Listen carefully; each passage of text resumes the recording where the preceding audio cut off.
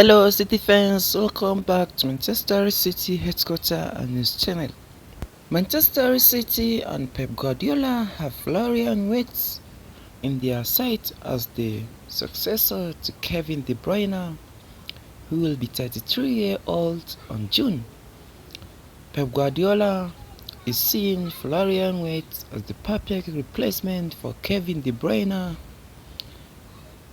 in Manchester City midfield. Bayern Munich, Real Madrid and Manchester City are keeping tabs on Bayer Leverkusen midfielder Florian Wirtz, who is valued at more than €100 million. But Manchester City will try to convince the player to join the club this summer for the perfect replacement for Kevin De Bruyne. And City scouted Bayern Leverkusen Florian Wirtz and Bayern Munich's Jamal Musiala when the two clubs clashed in the Bundesliga last week, says Pep Guardiola have interest on Florian Wirtz and Jamal Musiala for strengthening his midfield at Manchester City. Many reports have reported that the Bayer Leverkusen midfielder has a price tag of €130 million.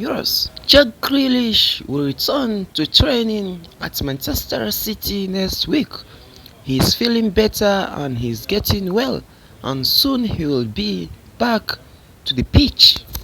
Manchester City and Erling Haaland are open to contracts, and those close to the player have locked off links to Real Madrid. Manchester City want to extract Erling Haaland contract at the club, so the talks are ongoing between Erling Haaland and Manchester City. The contract extension will be very soon. Edison Morias has reached the most clean sheets kept for Manchester City in Premier League history. Joe Hart had the 109 clean sheets in 266 games, and Edison Morias has 109 clean sheets in 241 games only. Erling Haaland's Manchester City start.